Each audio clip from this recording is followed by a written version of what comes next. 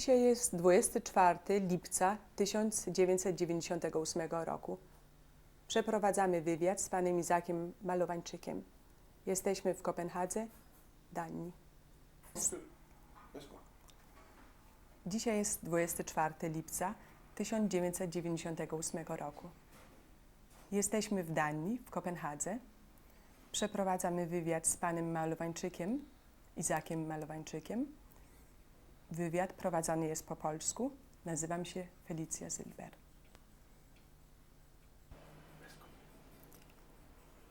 Czy mógłby pan się przedstawić? Pańskie nazwisko? Nazywam się Izak Malowańczyk, urodzony 5 maja 1925 roku w Wyszkowie nad Bugiem. Wyszków leży między Warszawą a Białymstokiem. Czy mógłby pan przeliterować swoje nazwisko? Tak. M-A-L-O-W-A-N-C-Z-Y-K. I-Z-A-K. Czyli obecnie ile pan ma lat? 73 ukończyłem w tym roku, znaczy 73 lata mam. Czy wie pan coś na temat pochodzenia pańskiego nazwiska? Tak. Familia Malowańczyk egzystuje w Polsce od XVII wieku. Prawdopodobnie moi przodkowie żyli w Warszawie i w województwie warszawskim. Zajmowali się handlem końmi i innymi handlowymi sprawami. Rodzina moja od dawna byli zwolennikami i należeli do grupy Gera Rebbe. Był taki cadyk, który mieszkał w Góry Kalwarii i Husyjczy należeli do niego. Nie można powiedzieć, że to była sekta, ale to była duża grupa w Polsce. Większość ortodoksyjnych Żydów należało do cadyka Góry Kalwarii, w tym moja rodzina. Prawdopodobnie, nie mogę potwierdzić w 100%, był on rodziną mojej rodziny, ten cadyk w Góry Kalwarii. Tak opowiedziała mnie moja siostra w Izraelu. Czy pamięta pan swoich dziadków ze strony mamy? Tylko jednego dziadka pamiętam, bo jest trudno, ja byłem młody, mały i w moich warunkach rodzinnych nie za wiele pozwalano wiedzieć, owszem, tylko jednego dziadka, który chodziłem do niego na naukę religii. Czy to był dziadek ze strony mamy? Od strony Tak. mamy. Tak. Od strony taty nie pamiętam, ale wiem, że miał rodzinę w Warszawie, w Mławie, w Półtusku, w innych małych miasteczkach, które zajmowali się handlem butami i tym podobnie. Byli kupcami. Czy pamięta pan, jak dziadek się nazywał ze strony ojca? Zdaje się, że się nazywał Mendel. A babcia? Babcię nie pamiętam.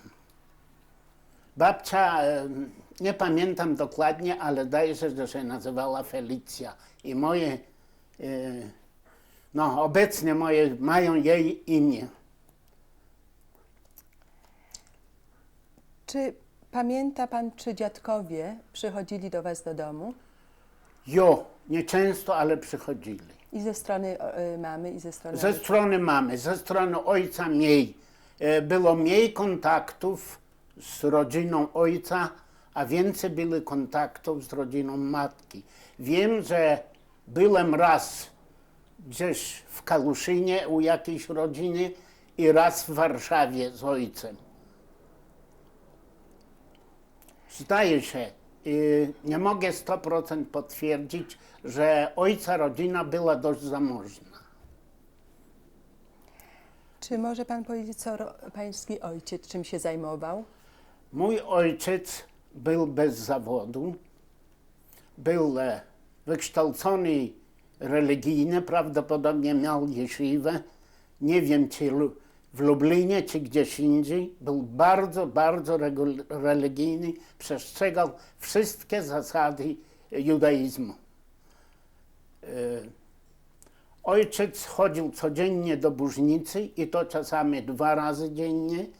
Nie chodził do Besmedryś, tylko chodził tam, gdzie Husyci Gerer Rebbe mieli Bużnicę. Ja też chodziłem razem z nim, szczególnie w piątek i soboty były to obowiązkowe. Nie mogłem z tego się wyrzec. A pana mama chodziła też do Bużnicy? Mama chodziła mniej do Bużnicy, ona się modliła w domu, ponieważ ona utrzymywała cały dom. A czym mama się zajmowała oprócz utrzymaniem domu? Czy pomagała ojcu? Mama prowadziła małą piekarnię, piekła chleb razowy w dużych buchenkach, chali, inne pieczywo. Mama była człowiekiem, który pracowała dzień i noc. To w sumie ona utrzymywała rodzinę? Ona utrzymywała dom.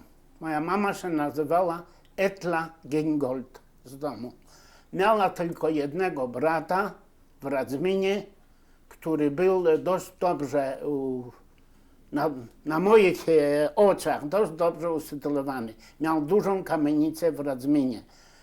Po wojnie i w czasie wojny nigdzie nie znalazłem śladu rodziny mojej żony, mojej mamy. Nie wymienił pan jeszcze imienia ojca. Enoch Malowańczyk. Tak. Czy może pan powiedzieć, jak wam się powodziło ekonomicznie? Trzeba powiedzieć, że nie byliśmy najbogatszą rodziną. Żyliśmy z dnia na dzień.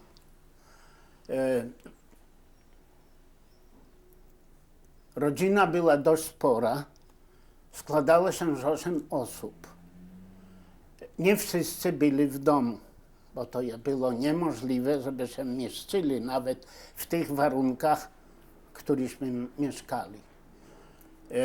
To znaczy, że pan miał ile rodzeństwa było? Z matki strony było 6 i z ojca strony byli 2 starszych synów. Prawdopodobnie moja mama była drugą żoną mego ojca, bo ona była o wiele młodsza od ojca. To znaczy, że w domu był taki okres, że wszystkie dzieci razem mieszkały? Tak jak 6 pan pamięta? tak, 6 tak, 6 tak. Tego jeszcze pamiętam. A ta dwójka? Te dwoje byli już poza domem. W mojej pamięci byli oni poza domem, bo byli już dojrzałymi, samodzielnymi ludźmi. Ja potem wymienię, jak wyglądała. Chciałbym zostawić jakąś pamięć po nich. Tak. Proszę opowiadać. Więc miałem 3 siostry i 5 braci. 2 braci byli półbratami. To znaczy Zejlik Malowańczyk i Jankel Malowańczyk. Zejlik Malowańczyk był bardzo grzecznym człowiekiem, bardzo dobrze ułożonym. Miał żonę, ale nie miał dzieci. Żona mieszkała razem ze swoim ojcem. Prowadzili kolonialny sklep, a jej ojciec zajmował się farbowaniem włóczki i innych materiałów dla Polaków, dla Żydów. Znaczy był rzemieślnikiem, można go nazwać. Czy mieszkali też w Wyszkowie? Mieszkali w Wyszkowie na ulicy, na rynku, w samym centrum Wyszkowie. A drugi brat? Mój drugi brat Jankel Malowańczyk był rzemieślnikiem z zawodu kamaśnik, modelarz. On spędził swoje życie w Warszawie, gdzie pracował w modelarni, a w 1930 latach, 33 czy 4, był duży kryzys i on wrócił do Wyszkowa wraz ze swoją żoną. Też dzieci nie mieli. Żona jego była bardzo, Sara się nazywała, była bardzo wykształcona. Kiedy założyli z moim szwagrem i siostrą warsztat, to ona prowadziła wszystkie papiery i tym podobne.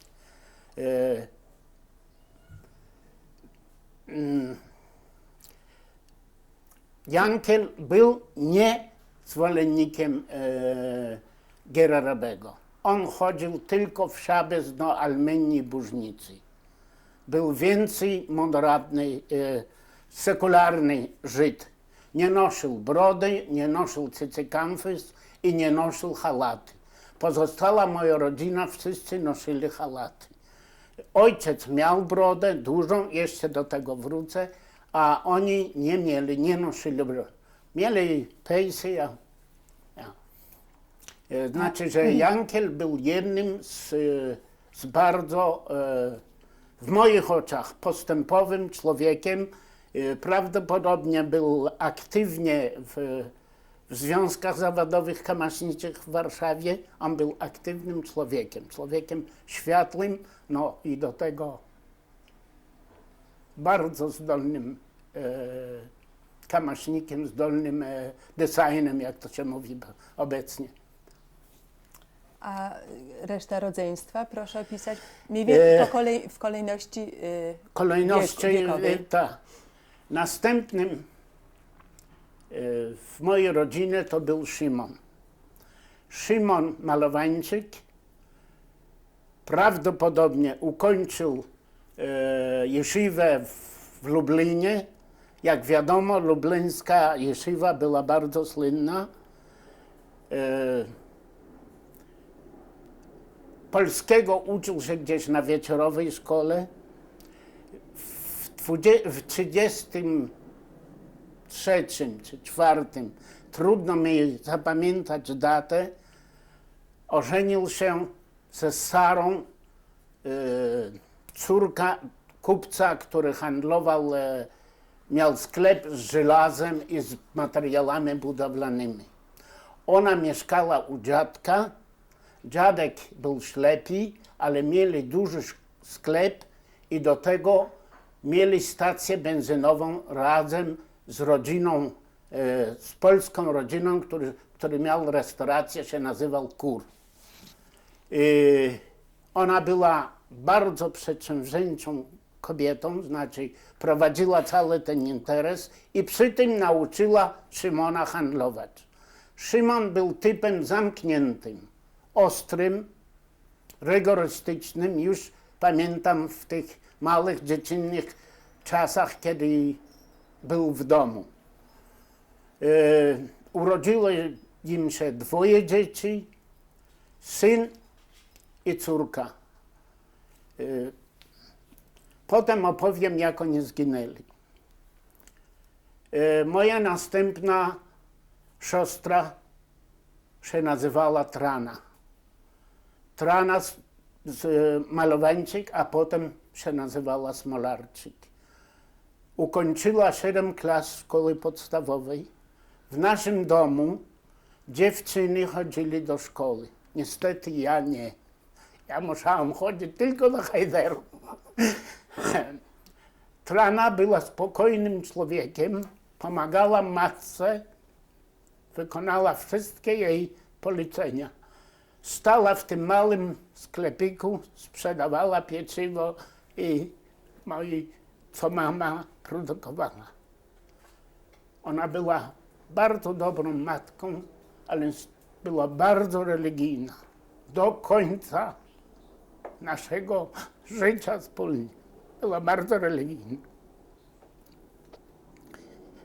Często przebywałem u nich. Ostatnie 2 lata spędziłem razem z nią i z jej mężem, gdzie potem opowiem o tym. Następnie z kolei był Juda. On też ukończył jeszywę. Nie jestem pewny, czy lubelską, czy gdzieś indziej. Był talentliwym chłopcem. Miał talent do opowiadania. Jeździł po po miasteczkach i wygłaszał religijne czy literackie mowy. Znaczy, to pamiętam, jak gdzieś lubiałem z nim chodzić, on czasami trzymał w dużej burznicy w Wyszkowie po południu trzymał takie wymowy, znaczy odczyty różnych tych literatury, czy religijnej, czy niereligijnej, tego dokładnie nie pamiętam. W każdym razie to był jego nie zawód, ale hobby. Jakie miał wykształcenie polskie, tego nie mogę powiedzieć, ale mówił po polsku. W którymś roku, w 30 latach, na ślubie nie byłem, ożenił się w Jadowie. Jest takie małe miasteczko niedaleko Wyszkowa, które się nazywa Jadów. Jego żona i siostra, to co ja dokładnie pamiętam, ponieważ przebywaliśmy jakiś czas w Jadowie, prowadziła sklep z materiałami łokciowymi. Z materiałami. Mieli własny dom, mieli starego ojca. I on tam u nich, znaczy on, mówiąc po jidysz, on zrobił karierę, czyli dobrze się ożenił, dobrze się wydał. Hawa była bardzo zdolnym człowiekiem wykształconym, tak jak ja to obecnie rozumiem. Następnym z moim rodzeństwie to było Elka Malowańczyk.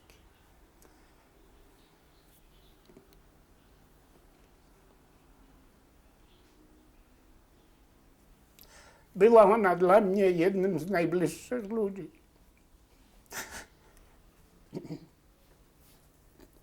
Jest mi ciężko trochę mówić. Ona zawsze pilnowała mnie. Ja chyba nie byłem najgrzeczniejszym dzieckiem, ale ona zawsze była dla mnie pomocna.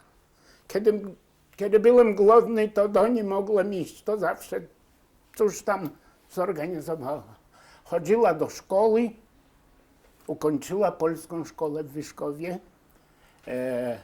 Chodziła też do żydowskich organizacji dziewczęcych, czytała książki, rzeczą jasna większość żydowskiej literatury.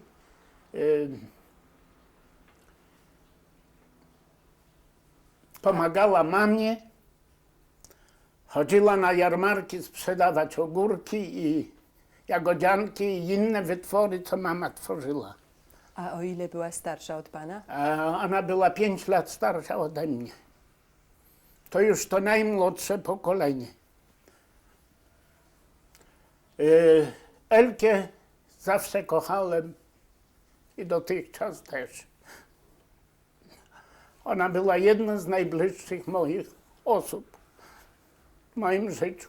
Też kiedy spotkaliśmy się po 50 latach w Izraelu, nigdy nie nosiła pretensji do mnie, że jestem taki czy owaki. Przejmowała mnie taki, jaki jestem i taki, jakim byłem. Najmłodsza nasza, prawdopodobnie to mama urodziła ją bardzo późno. Się nazywała Estera. Była małym dzieckiem. Jeśli pamięć mnie nie myli, to w 1939 roku nie miała więcej jak 6 lat. Także do szkoły chyba jeszcze nie chodziła. Bawiła się ze mną, spaliśmy w jednym łóżku, bo opowiem, jaki był nasz majątek. No cóż, ona była najmłodsza. Los jej był straszny. Nie będziemy o tym w tej chwili mówić. Może wrócimy jeszcze do pana domu. Może pan by mógł opisać pana dom w detalach? Ja rzeczywiście chciałbym również opisać trochę mojego miasta. Wyszków był miasto żydowsko-polskim. Żydzi zajmowali się w Wyszkowie handlem, rzemiosłem i innymi zawodami. W Wyszkowie istniały tylko 3 zakłady pracy. Wyszków nie był przemysłowym miastem. Wyszków leży między główną drogą, między Białymstokiem a Warszawą a Białymstokiem. Wyszkowianie zajmowali się rzemiosłem. Istniały 3 firmy: browar, tartak, cegielnia i huta szkła. Tam też pracowali Żydzi. Centrum miasta było zamieszkane przez samych Żydów, choć nie wszystkie kamienice były żydowskie. Było to bardzo stare miasto, starych domów. Był rynek, gdzie Żydzi mieli stragany, odbywali się w Wyszkowie jarmarki, prawdopodobnie w czwartki albo we wtorki. To było podstawowym zajęciem tej ludności. A wyście mieszkali właśnie w tej żydowskiej części? Myśmy mieszkali za centrum. Moja ulica nazywała się i nasze mieszkanie mieściło się na ulicy Świętojańskiej 16. Tam ja się urodziłem. Czy to była okolica, gdzie też mieszkali Polacy? Trochę. Szewcy, gospodarstwa rolne już byli, bo to już było trochę za miastem. To znaczy, że mieliście też kontakt z z Polakami? Trzeba powiedzieć, że w naszym domu stosunki polsko-żydowskie były dość poprawnie. Nie było to bez przypadków, ale na ogół byli dość poprawnie, bo moja mama piekła chleb razowy, duże bochenki i codziennie było świeże pieczywo. I ona też udzielała na borg, pomagała tym, co nie mieli natychmiast pieniędzy. Ja? Czy ktoś w tym sklepie pani mamy pomagał też jej? Siostry. A z zewnątrz, poza rodziną? Nie, tylko rodzina to realizowała.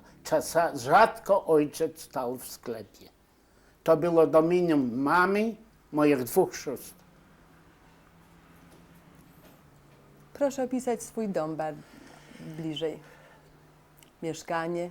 No, dom był piętrowy. To nie był nasz dom, to było czynszowe.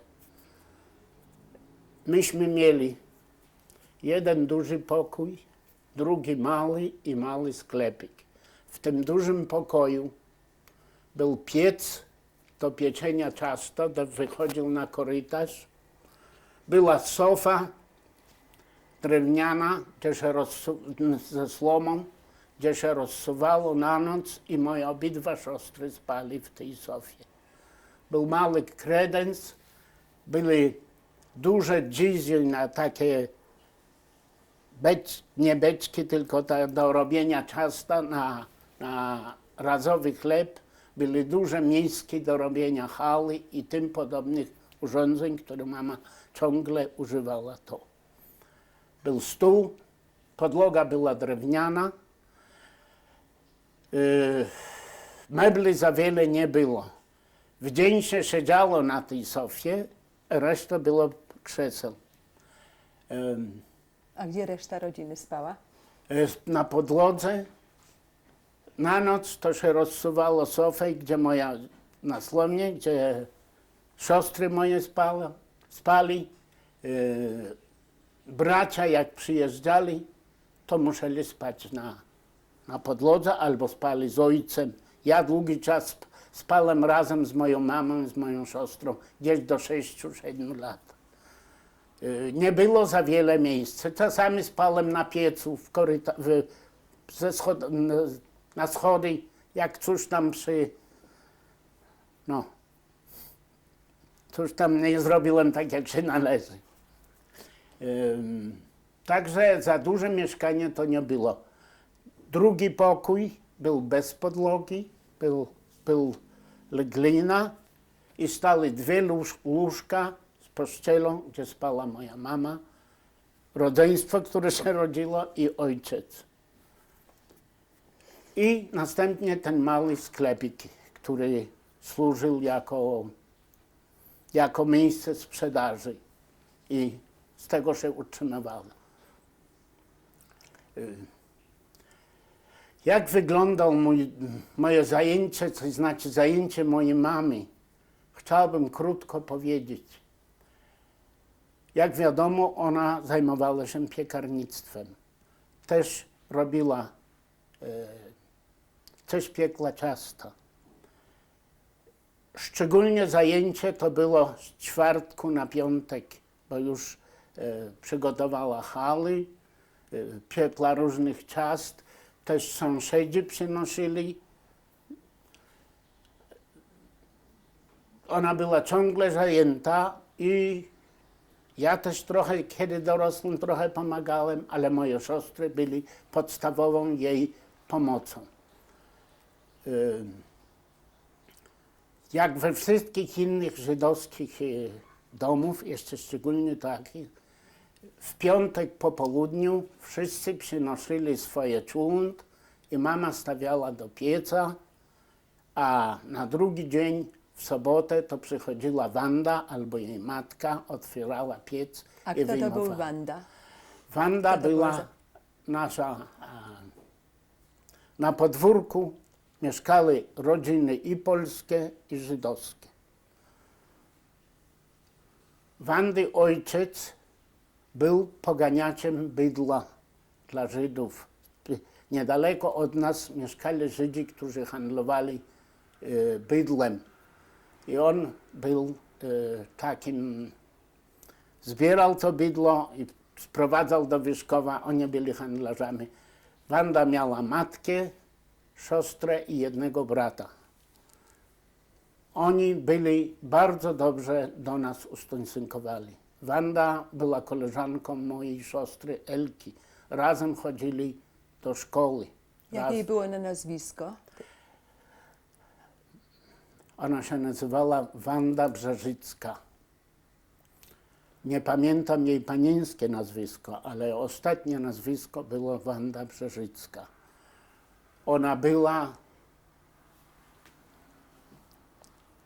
Ona była bardzo usłużna dziewczyna. Coś mogła mieć w ten czas lat, 15 czy 16. Oni bardzo biedno żyli, trzeba powiedzieć. Bardzo biedno. I ona pomagała w naszym domu. Zakończamy teraz pierwszą taśmę z wywiadu z panem Izakiem Malowańczykiem.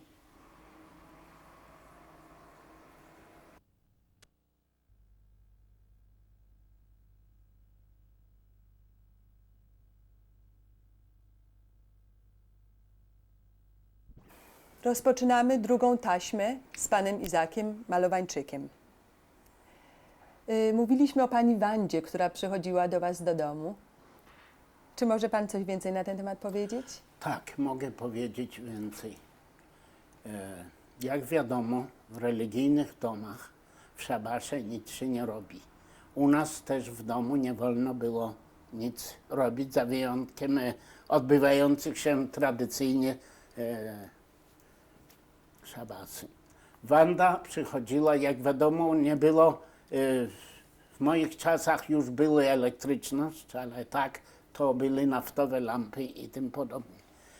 Wanda przychodziła do nas w sobotę rano, podpaliła kuchnię, żeby było ciepło, robiła te czy inne czynności. Chyba ona za to coś dostawała, na pewno nie robiła to za darmo, albo dostawała bułki, albo chleb, albo... Ona znała nasz dom jak 10, jak to się mówi, palców rąk. Wiedziała wszystko. Czasami jej matka też przychodziła, ale rzadziej, to Wanda. Chciałbym opisać, jak to religijne życie wyglądało w naszym domu. Obowiązkowo w piątek po południu chodziliśmy do mikwy, znaczy mężczyzny. Tato mnie prowadził do mikwy tak długo, jak żył, bo przecież wiadomo, nie było wodociągów, wodę trzeba było nosić ze studni i to nie zawsze było tak łatwo. To chodziliśmy z tatą do mikwy, potem też chodziłem już samodzielnie, więcej do Bugu niż do mikwy. ale chodziliśmy. Wszyscy chodzili wieczorem, mama zapalała świeczki, szabes był uroczysty. Do śmierci ojca, do 38 roku, wszyscy przychodzili na szabes. Za wyjątkiem Zejlyka, bo on już prowadził swój własny dom, no i Jankel, on był w Warszawie. Ale reszta rodzeństwa, jeśli byli w Wyszkowie, to wszyscy się schodzili razem. Czy też ciocie i wujkowie? Nie, tylko Najbliższa? dzieci, najbliższe. rodzina. Jeśli czasami ktoś był z rodziny przyjezdny, to był w naszym domu.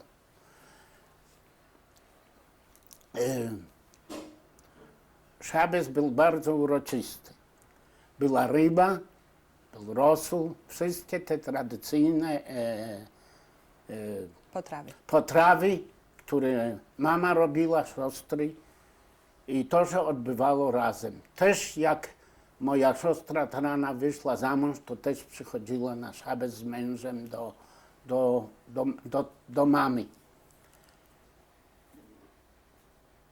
Rzeczą jasną, wszystko odbywało się w ortodoksyjny sposób, zgodnie z halaką, zgodnie z przepisami żydowskimi. To trwało do śmierci ojca. Potem to już było coraz mniej takich uroczystości. Tato robił kiedyś, czasami któryś z starszych braci to robił, ale tak. Chodziłem co szabes do Bużnicy, razem z tatą do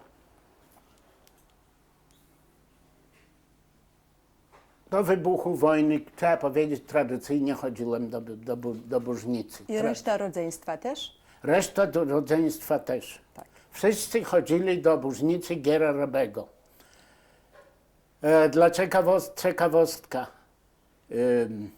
rabin Wyszkowa też był zwolennikiem Gera Rebego. I pamiętam, jak dziś w sobotę po południu, wieczorem, to się schodzili tam, on miał taki duży lokal, schodzili się tam i podawano groch z pieprzem i pili piwo.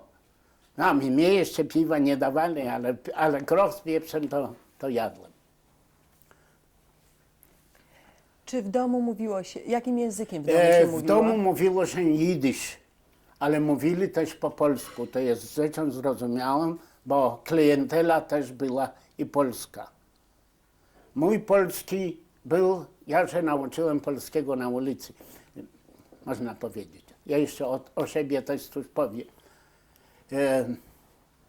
W domu mówiło się przeważnie, w większości po jidysz. Kto był naszymi sąsiadami? Chciałbym bardzo o nich wspomnieć. Dom był dwupiętrowy. Na dole myśmy mieszkali, a po drugiej stronie była rodzina żydowska. Nie pamiętam dokładnie w tej chwili nazwisko, to mi jest trudno.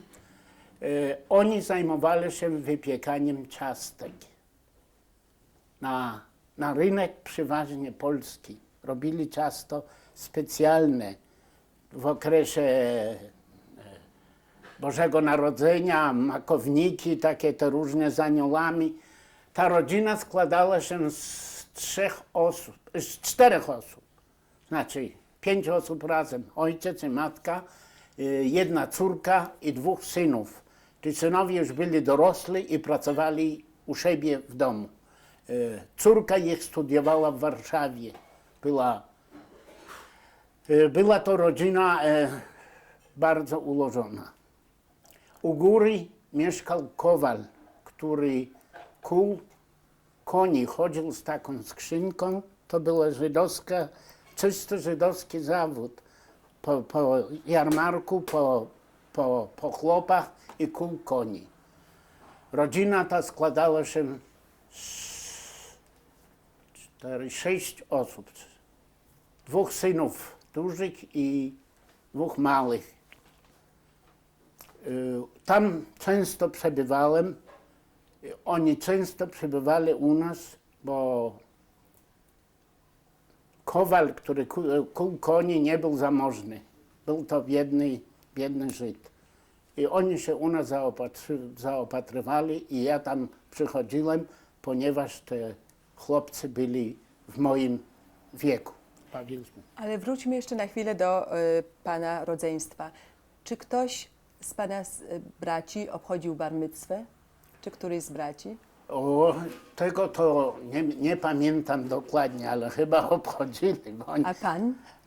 ja obchodziłem, nie było to hucznie uroczyste, to było już po śmierci ojca i znaczy odczytałem Torę w Burznicy, otrzymałem tfilm i przez jakiś czas chodziłem codziennie do Burznicy, ponieważ mówiło się kadysz i tym podobnie. Chodziłem. Miałem bar micwę. Nie było to huczna bar micwa, ale miałem. Wróćmy jeszcze do pana szkoły. Gdzie pan się uczył?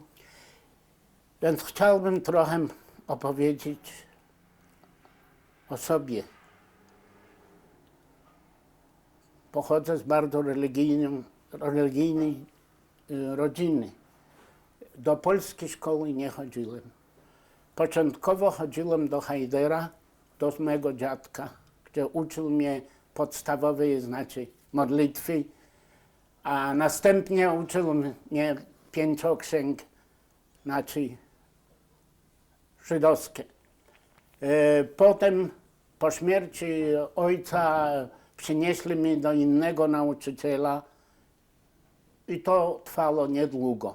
Znaczy umiałem się modlić,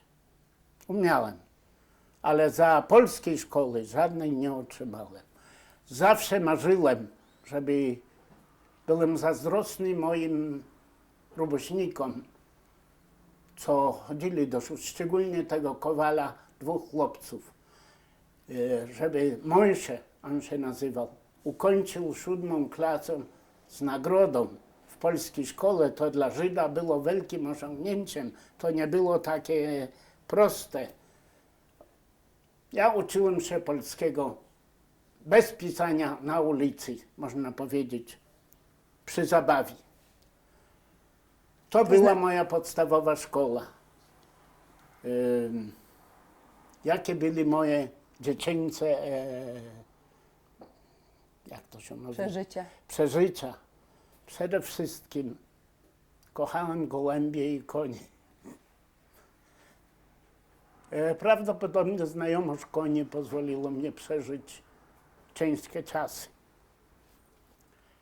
Ganiałem gołębie i za to otrzymywałem dość duże bicie. Mój tato był bardzo ostry, bardzo twardy w tej dziedzinie. A nigdy się chłopak nie może się ganiać gołębiami. A właśnie Wandy brat, Heniek, hodował dużo gołębi. I ja dotychczas znam wszystkie maszcze gołębie. Jeszcze dzisiaj podgląduję, jak gołębie latają. To było moje pierwsze hobby. Drugie to było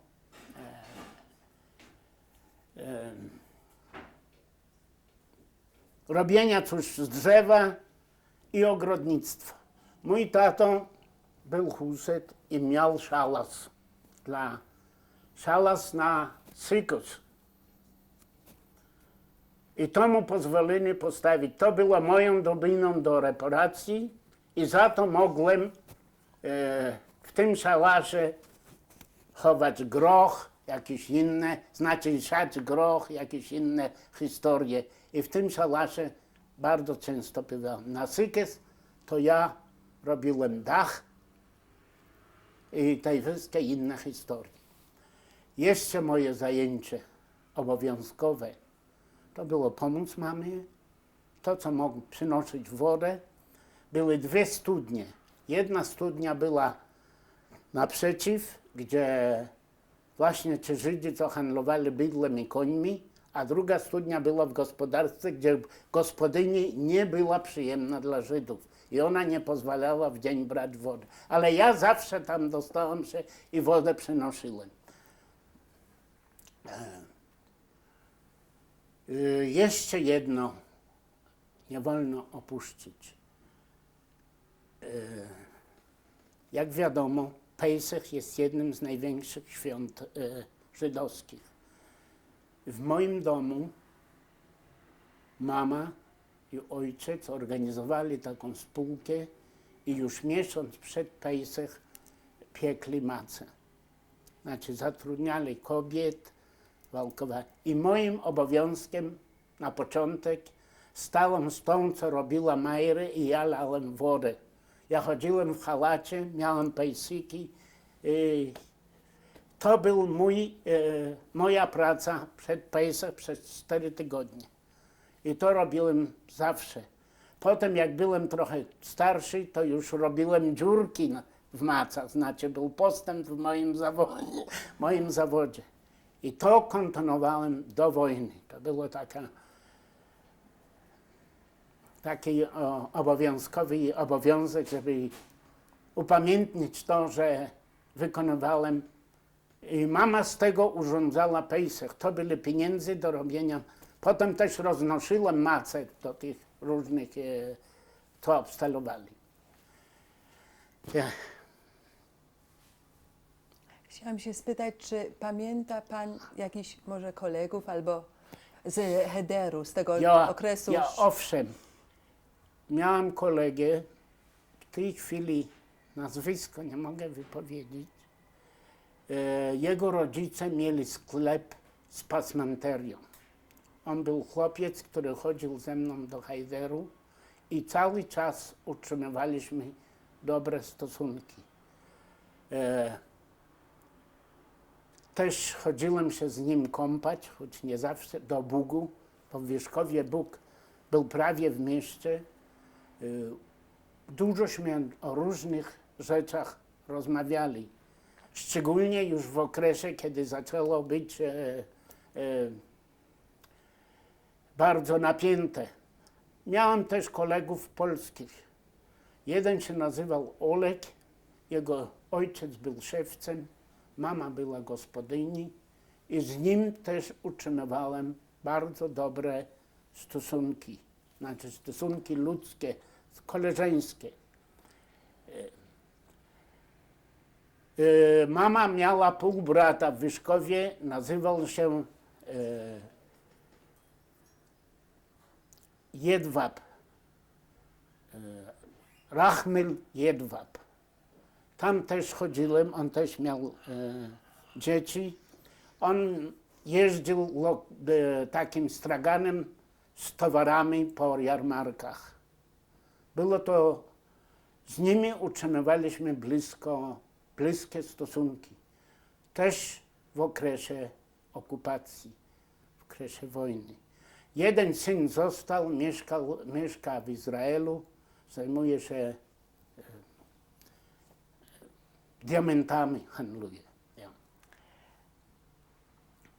Czy pamięta pan, czy wchodząc do Hederu, czy były jakieś wakacje też, czy były organizowane jakieś kolonie, może przez... Kolonie to nie. Tego nie było, nie istniało. Owszem, może niektóre rodziny to robili. Pamiętam, że tylko raz mój brat Zelik i jego żona Hanna w czasie zrobili wakacje i byliśmy w Skiszowie przez tydzień. To jest taka miejscowość pod Wyszkowa. W Wyszkowie jest bardzo dużo lasów i tam przebywałem. Te ferie pamiętam. Poza tym o żadnych feriach nie było mowy. Ja byłem chłopcem, który ciągle coś robiłem i ciągle mnie gdzieś posyłano. Czy pamięta pan, czy rodzice mieli jakieś plany na przyszłość dla pana, albo może pan miał sam jakieś marzenia? Jak będzie, co będzie robił? Jak Nie będzie wiem, tak długo jak ojciec żył, był obowiązkowo chodzenia do Hederu, pomagania matki. Chodziłem do braci, im pomagałem. Chcę to trochę potem może szerzej określić. To da pogląd,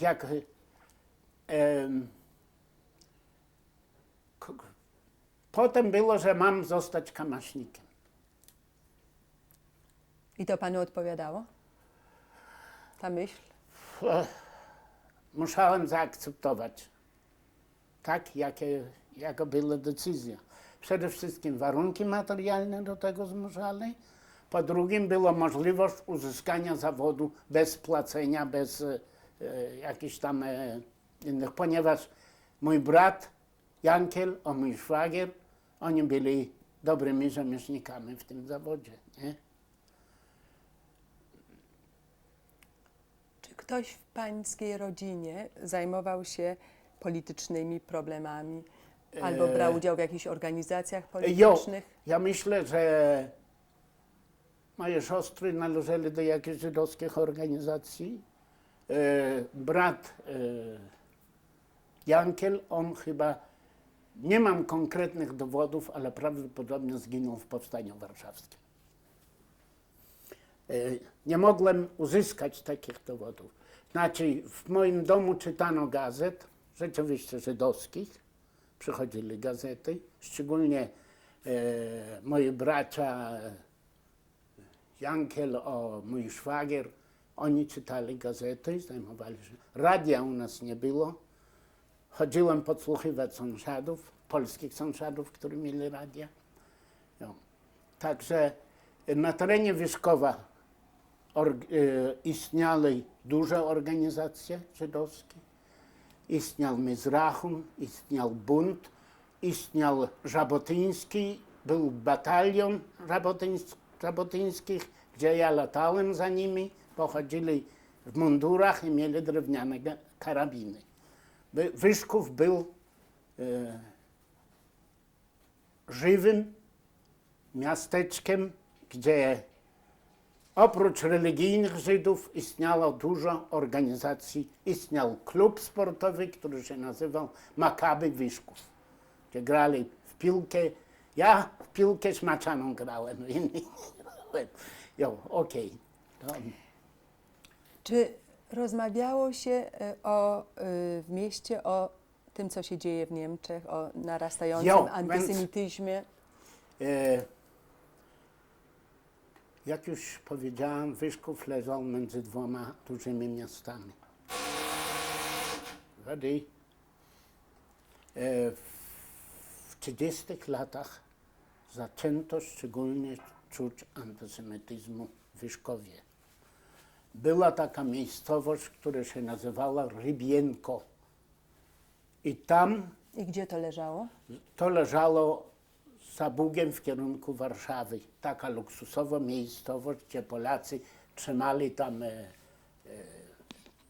urlopy, zjazdy i tym podobne. To Rybienko było siedliskiem antysemityzmu.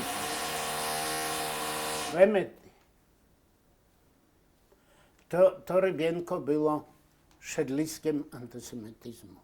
Tam zbierali się endecy. To był centrum endeckie. Tam nawet z Lubelskiego, z innych. I w Wyszkowie zaczęło się być niedobrze, bo istniały dwie grupy. Istniała duża organizacja lewicowa.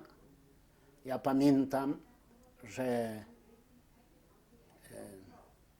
były demonstracje, były bójki i w 30 latach zaczęły być pikiety.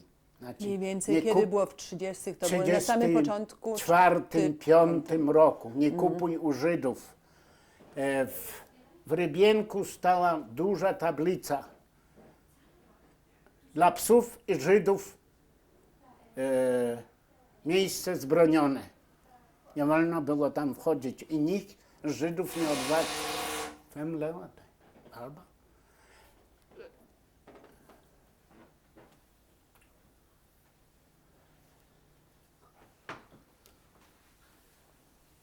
Niewiele Żydów chodziło do Rybienka.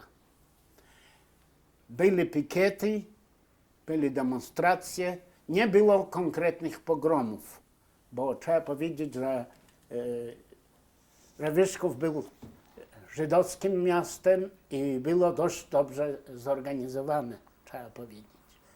Tak.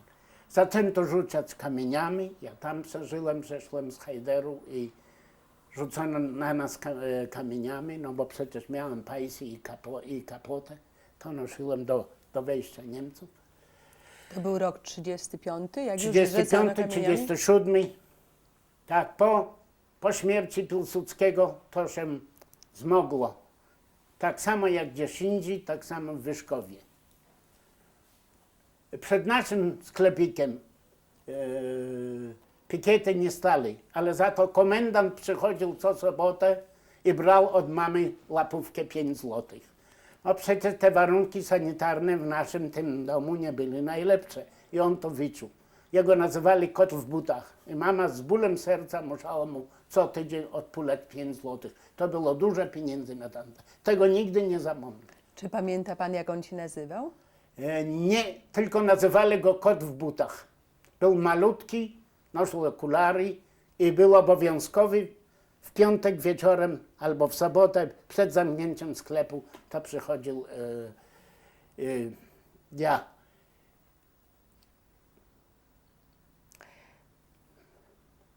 Czy te zdarzenia wpłynęły też na wasze stosunki z najbliższymi sąsiadami, Polakami? Dosłownie na podwórku nie, ale w innych wypadkach tak. Tak.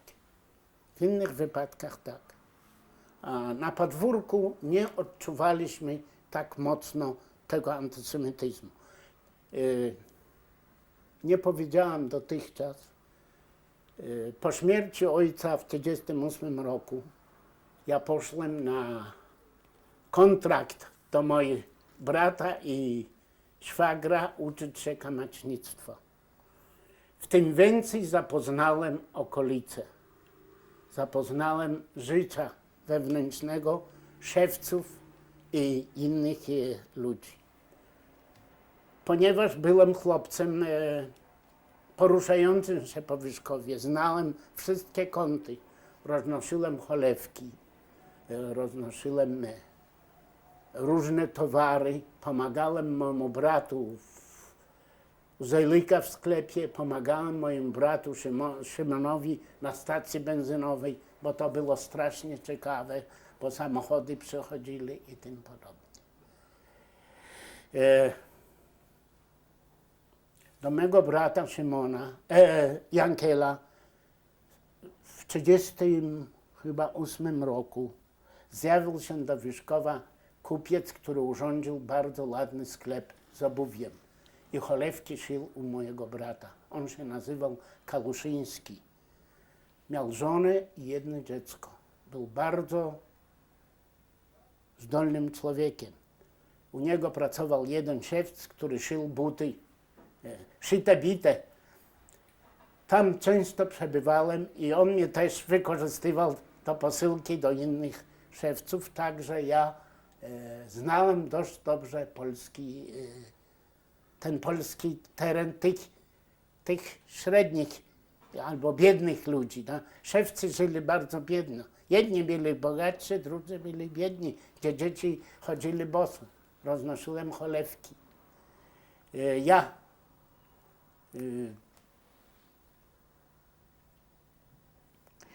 Czy Przed samym wybuchem wojny w Wyszkowie było dość ostro, bo miasto zaczęło się być strategiczne, nie? Zaczęli coraz więcej wojska, coraz więcej wpływów. Pamiętam organizowania tych wieców, zakupienia armatów i tym podobnie od miasta Wyszkowa dla wojska. jak reagowali pańscy dziadkowie albo rodzice na to zagrożenie? Dziadek chyba już strach. Nastąpił strach. Mama się o mnie strasznie bała, bo chodziłem, kiedy chciałem, nie? Bo te moje twarde obowiązki zmieniły się na inny sposób, nie? Przechodziłem w nocy, ale przeważnie spałem już 38, 39 rok spałem u mojej siostry. Bo mama nie radziła się tak już dobrze. Ona miała problemy z nogą. Nie? No i miała do utrzymania 2 sióstr. Nie? Elka była ciągle w domu i moja mała siostra Estera. Ja zacząłem mniej obciążać dom, znaczy zacząłem się klarować sam, jak to się mówi, ja, przy pomocy mojej siostry, mojej szwagra i brata. Zarabiałem na swój chleb. Pieniędzy nie dostawałem. Zacząłem już kamaśnikować trochę, ale przeważnie wypełniałem pracę usługową, jak to się mówi, nie? Chodziłem wszędzie, no. A czy rozważaliście może jakąś możliwość wyjazdu? Tego nie powiem. Mój brat Jankel, on ciągle marzył o Warszawie. Wyszków był dla niego za mały. On ciągle marzył o Warszawie. Ale myślę w związku z tym właśnie zagrożeniami, tymi antysemickimi wybuchami. Z różnymi, może i też z tym. Nie? Z tym. Szczególnie odczuwał antysemityzm Szymon, myślę, bo ten Kur, ten wspólnik jego od stacji benzynowej, jego żony, ja nie wiem, czy to jeszcze jego, był endek. Ale mimo tego korzystał z usług Żydów. Nie? Miał restaurację i na spółkę mieli tą stację benzynową. Czy rozmawialiście na temat tego, jaka jest sytuacja Żydów w Europie, w Niemczech, w innych krajach? Jo. Często się dyskutowało, nie tylko, ale też w Burznicy się dyskutowało na te tematy. Nastąpił strach, szczególnie kiedy zaczęli Żydzi napływać z Niemiec. Do Wierzchowa też dotarli ci wysiedloni Żydzi z Niemiec. Brali ich do domów, czy zamożniejszych, gdzie mieli gdzie ich umieścić. Nie? To nie pamiętam dokładnych nazwisk tych ludzi, ale ci ludzie byli trochę inni od nas, byli bardziej kulturalniejsi, wykształceni, bardziej, no ale docierali do Wierzchowa, do Burznicy. Zakończamy teraz drugą taśmę z panem Izakiem Malowańczykiem.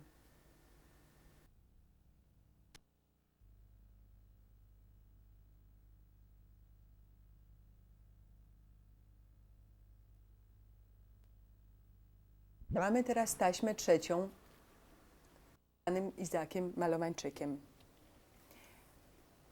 Rozmawialiśmy o okresie przedwojennym, przed wybuchem wojny. Czy jest coś, co chciałby pan dodać z tego okresu? Ja chciałem dodać z okresu, kiedy byłem na terminie u mojej siostry i u mego szwagra i u mego brata.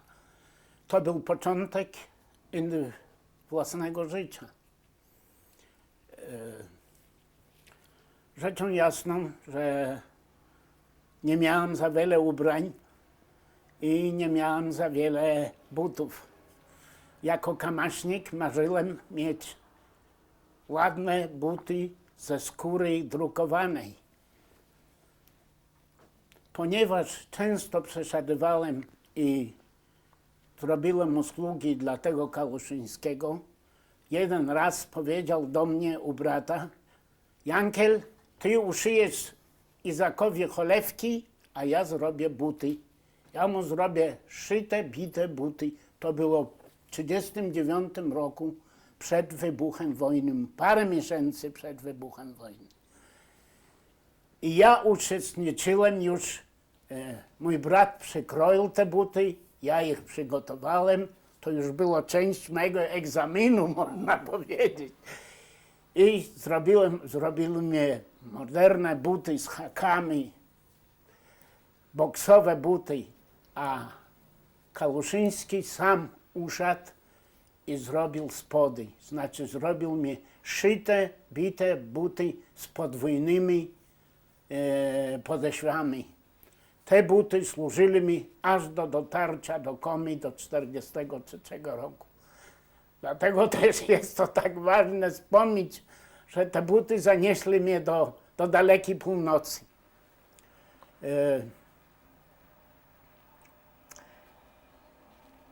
Czy pamięta pan dzień właśnie wybuchu wojny, 1 września 1939 rok?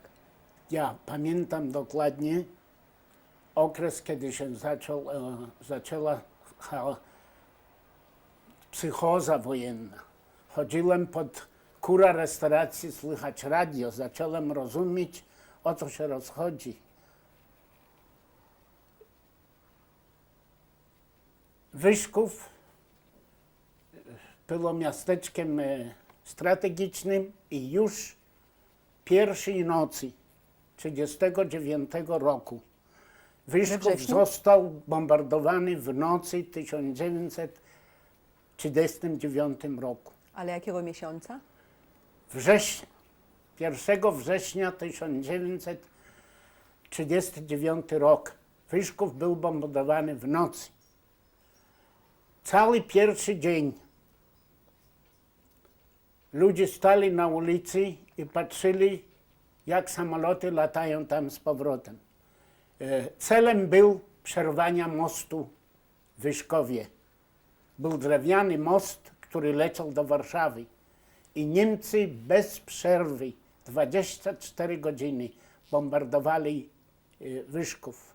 Setki pożarów, trupów ludności żydowskiej i polskiej. Nikt nie dał rady ich zatrzymywać. Nawet ta artyleria przeciwlotnicza, która była ustawiona w Wyszkowie, nic nie zdołała zrobić. Na drugi dzień pokazali się samoloty białe, myśleli, że to są angielskie, a to Hitler używał czeskie samoloty, które były białe do bombardowania Wyszkowa. W tym dniu zabrałem moją mamę, moją małą siostrę Ester i Elkę do mojej siostry. Żydzi i Polacy zaczęli uciekać z Wyszkowa. Mój brat Jankel ze swoją żoną zdążył przejść most. Po godzinie później most został zbombardowany i zerwany.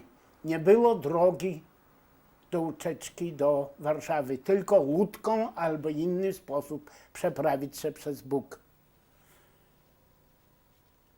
Na trzeci dzień wojny ja, Szymon, mama i moja siostra, mój szwagier, wszyscy ci najbliżsi, którzy się zdołali zebrać, uciekliśmy do Jadowa. Ale która z sióstr? To już jest 3 wrzesień. Nie, ja pytam się, która z sióstr? Pan mówi siostra. Trana, Elka, Szymon z żoną, Sarą, Zelik i Hanna. Wszyscy my zaczęliśmy uciekać do Jadowa. Po drodze było strasznie. Trupy, setki furmanek, wojsko w tą stronę i w tamtą stronę. Czy pamięta pan, co pan z sobą wziął, uciekając? Uciekając wzięliśmy tylko to, co mieliśmy przy sobie. Jakieś walizki, siostra przygotowała, mama cóż miała. Niewieleśmy mieli tych bagaży. Ja nosiłem moją siostrzenicę Felę na plecach, a moja siostra nosiła małego dziecka Jakuba. Ta droga trwała chyba z 1,5 dnia. Nie dostaliśmy żadnej furmanki. Dotarliśmy do Jadowa piechotą. A dlaczego do Jadowa? Bo tam mieszkał mój brat Juda. Z Jadowa można było wydostać się na wschód. Tak, ja myślę, było myśl mego brata Szymona. Ja nie mogę twierdzić, bo ja nie podejmowałem żadnych decyzji, nie miałem głosu w tych sprawach. Robiłem to, co mnie kazano, to, co rozumiewałem. Pomagałem, żebyśmy dotarli do tego Jadowa. Wróćmy jeszcze na sekundę do ucieczki. Czy są jakieś rzeczy, które pan oddał może sąsiadom albo schował? Nie chowaliśmy nic. Mama zamknęła dom na kłódkę, na tego i wyszła. Tylko to, co zabrała ze sobą. Bo zresztą mama była kaleką, bardzo źle chodziła i to nie było możliwe, żebyśmy zabrali cokolwiek większego ze sobą. To, co było osobiste.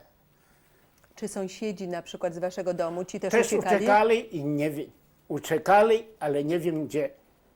Dom został zbombardowany na 4. dniu, to co ja się dowiedziałam później. Pierwsze półpiętro zostało zniszczone. Wierzchów prawie był zniszczony. Wierzchów był stare domy, stare tego. To się waliło i paliło naokoło. Zresztą potem się odbyły walki w Wyszkowie, nie? Front był w Wyszkowie. Niemcy musieli przejść Bóg, żeby dotrzeć do Warszawy. I oni szli od strony Półtuska. Także to było straszne rzeczy. To były straszne rzeczy, szczególnie w takim moim wieku jak ja. Nie? Przeżyli strach.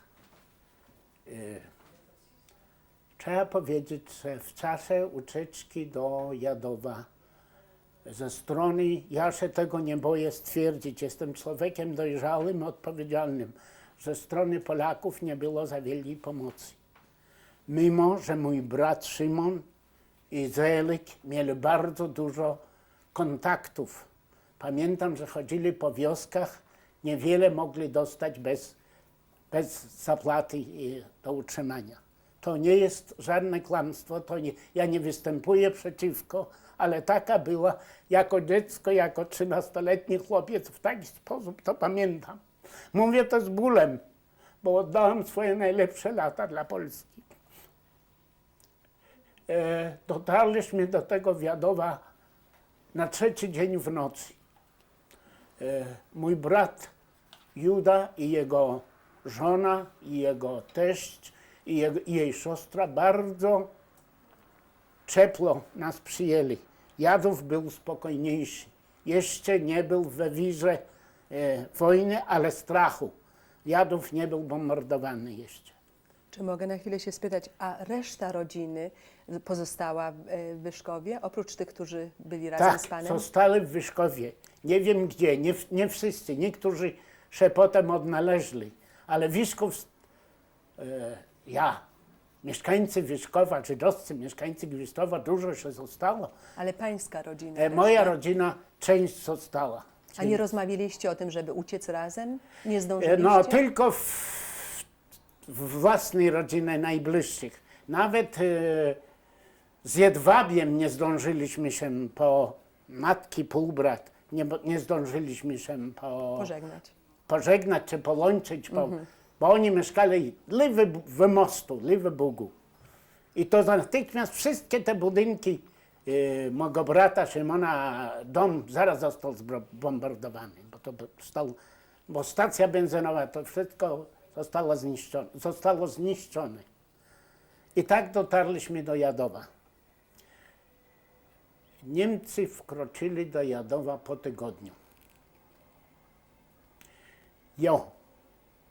Po tygodniu. Było to w południe. Zjawili się pierwsze samochody niemieckie, a następnie wkroczyła piechota z zakasowanymi rękawami. Mój brat Juda miał piętrowy dom, to jest ich był. I ja stałem w oknie u góry. Z zakasowanymi rękami zwycięsko maszerowali Niemcy, śpiewając Deutschland, Deutschland über alles. Tego nigdy nie zapomnę. I to był straszny moment. Strach narzucało na nas wszystkich. Ale trzeba powiedzieć, i to nie boję się, ksiądz i burmistrz Jadowa przyjęli Niemców z chlebem i solą. Obok był szpital, tam gdzie był brat, to tak z drogi, jego budynek stał w środku, z dwóch stron można było, z drugiej strony był szpital, z drugiej strony był kościół, a z trzeciego okna widać było cały rynek. Volksdeutsche i policja w Jadowie przyjęło Niemców z chlebem i solą. Jeśli ktoś się chce tego wyrzec, ja zdjęcia nie mam, ale to jest istna prawda. Jeśli ma w Polsce wrócić granatowa policja, to ona będzie taka sama, jak była w 1939 roku. Narzucił nas strach. Ja może tyle się nie bałem, ponieważ byłem obity, chodziłem dużo przez te 2 lata terminu, to ja się nie bałem. Ale moja mama się bała, wszyscy się bali. Następny dzień obcięto mi pejsy, zdjęto ze mnie kapotę. A kto panu to obciął pejsy? Mama obcięła mnie pejsy, obcięła trochę włosów. Znalazła się dla mnie marynarka, spodnie i już nie chodziłem w tych czysto husyckich, w husyckim ubraniu. I bracia też nie? Bracia trzeba powiedzieć, że moje bracia tylko w szabasze nosili kapoty, bo przecież byli kupcami. Ojciec chodził całe swoje życie w tradycyjnych żydowskich ubraniach. A mama chodziła w peruce? Mama tylko na szabes zakładała perukę. Tylko na szabes. Tak nie nosiła. Nosiła chustkę, wiadomo. Ojciec by jej nie pozwolił chodzić. Potem po śmierci ojca chodziła we własnymi włosami też. Moja mama była bardzo miłym, przyjemnym, rozumnym człowiekiem.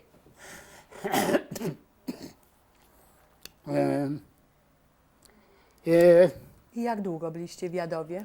W Jadowie byliśmy przez prawie 3,5 do 4 miesiące, jeśli pamięć mnie nie myli. Zaczęło być krucho z jedzeniem, prawda? Nas było dużo osób, skupiło się w tym u mego brata. Choć w placu było dość do spania na podłóg, ale z jedzeniem zaczęło być coraz bardziej krucho. A w jaki sposób zdobywaliście jedzenie w tym czasie? Sklepy jeszcze były otwarte. Na drugi dzień po wejściu Niemców do Jadowa wyprowadzili wszystkich Żydów z brodami i obcięli im brody. Na drugi dzień. Ja zacząłem, potem, jeśli pamięć mi nie myli, do Jadowa weszła jednostka samochodowo-motoryzacyjna i zaczęli Niemcy brać do mycia samochodów. Zdaje się, że to było na 4. dzień. Ja poszłem, jak mogłem, po polsku mówiłem, ale mówiłem jidysz. I ten Niemiec rozumiał, że ja chcę mieć samochody. I przez kilka tygodni miałem samochody i on mnie dawał 2 buchenki chleba. Ten Niemiec, ja to przynosiłem do domu. Chodziłem gdzie tylko, Jadów nie był tak znany dla mnie jak Wyszków, ale chodziłem wszędzie. To ten Niemiec wiedział, że pan jest żydowskim dzieckiem? Ja prawdopodobnie wiedział, ale po pewnym czasie, jeden dzień, umyłem 4 czy 5 samochodów, to zamiast chleba dostałem baty. I w ten czas nastąpiło u mnie straszny szok wewnętrzny. Strach padł na mnie. Ale nie przestałem chodzić, ale zaczęli wyprowadzać Żydów do pracy. Do pracy. Nie nosili jeszcze gwiazdy, bo gwiazdy nastąpiły o wiele później, nie? I tak przeżyliśmy te 3 czy 3,5 miesiąca, czy 4 w Jadowie pod okupacją hitlerowską. Mama zaczęła znowuż tam coś piec, zaczęli coś robić, zaczęli sprzedawać, te dziewczyny otworzyli ten sklep, zaczęli sprzedawać to, co mieli, nie? Do kościoła spędzono masę jeńców polskich. Po iluś tam dniach zaczęto wybierać Żydów wojskowych stamtąd. Tych Żydów oddzielono od Polaków. To było straszne przeżycie. Szpital też również został zajęty przez Niemców. Czy to jest coś, co pan widział, czy pan słyszał o tym? Widziałem na moje własne oczy. Stałem przy tym. Nie bałem się chodzić. Zaczęli codziennie rano wołać Żydów do roboty. Szczególnie było bolesne dla tych starszych, którzy musieli brać łopaty i iść gdzieś coś kopać, czy coś robić i tym podobne. To trwało. Kto podjął decyzję, że mamy uciec do Rosjan? Tego ja nie wiem, ale prawdopodobnie to był mój brat Szymon z Zejlikiem. Oni podjęli tę decyzję. To było gdzieś, już zaczął śnieg padać. Każdy zrobił sobie paczuszkę, to co miał, to co mój brat Juda dawał. Oni nie podjęli takiej decyzji. Oni zostali na miejscu i taką decyzję nie mogła podjąć moja mama, ponieważ ona miała problemy z nogami, nie mogła chodzić. Miała rany na nogach i tym podobne. I zresztą była moja mała siostra, która miała tylko 6 lat. Nie? Mama została. A dlaczego Juda został? Oni uważali, że nie mogą zostawić tego starego ojca. To jego żona i siostra żony. On już leżał. Ojca żony, tak? Ojca żony Judy. Tak. Oni nie podjęli takiej decyzji. Oni zostali w Jadowie. Jak zginęli? Nie wiem.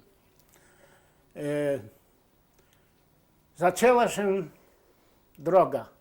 Czyli w sumie może pan powie, kto uciekał? To ja. To był tak. Zejlik z Haną, Trana z Jankielem, Szymon z żoną i 2 dziećmi, z Sarą, moja siostra ze szwagrem, ja i Elka. Moja siostra Elka. Czy w tym momencie, jak postanowiliście, że uciekacie do Rosji, słyszeliście już coś od reszty rodziny, która została w Wyszkowie? Czy nie mieliście kontaktu? Nie mieliśmy kontaktu, bardzo mało. Jakieś tam wiadomości chyba nie do mnie docierali. Byłem za mały. Tak głęboko jeszcze, przecież byłem żydowskim chłopcem. To nie wszystko się mówi do takiego chłopca, który ledwie uzyskał bałmicwę. Ja? I tak dużo wiedziałem. Nie? I zaczęła się droga do Malkinia. Jak wiadomo, Polska została podzielona między Niemcami a Rosją. Kto podjął tę decyzję? Skąd ta informacja przyszła? To mnie nie wiem. Prawdopodobnie mój wujek, mój mamy półbrat, Rachmil Jedwab, chyba przekazał tę informację. Prawdopodobnie, bo on już był w Białymstoku. Droga do Malkinia trwała 3 dni. W jaki sposób? Tam na pieszo czy furmanką? Piechotą szliśmy. Pamiętam jak dziś Szymon chciał pójść do Wyszkowa. I zdaje się, że on poszedł i chciał jakiejś pomocy od swego wspólnika Kura, który mieli stacje benzynowe i tam wszystko. Zdaje się, że on nic nie otrzymał. I przyszedł z powrotem i poszliśmy w drodze. Wciąż drogi były pełne z ludźmi, mimo taki okres 3 czy 4 miesiące po wojnie. Wciąż był ruch i Żydów, i Polaków, i uciekano. Jedno czekali do Rosji, drugi uciekali do Niemiec z powrotem stamtąd. Nasze rezerwy były bardzo skromne. Po drodze próbowaliśmy kupić jakieś ziemniaki, jakieś coś takiego. W każdym razie po 3 dniach dotarliśmy do Malkinia. W Malkinie był pas graniczny między Rosjanami a Niemcami.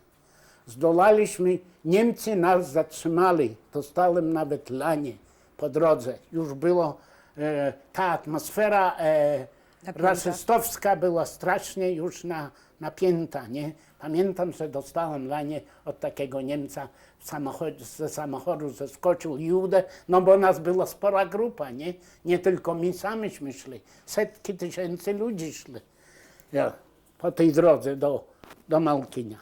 Dotarliśmy do Malkinia, granica zamknięta. Niemcy nas przepuścili, Rosjanie nas nie wpuszczali. Na całym pasie granicznym była masa ludzi. Żydów przeważnie Żydów. A część było, które uciekali z Rosji, które Niemcy ich przyjmowali w zorganizowany już sposób, spisywali.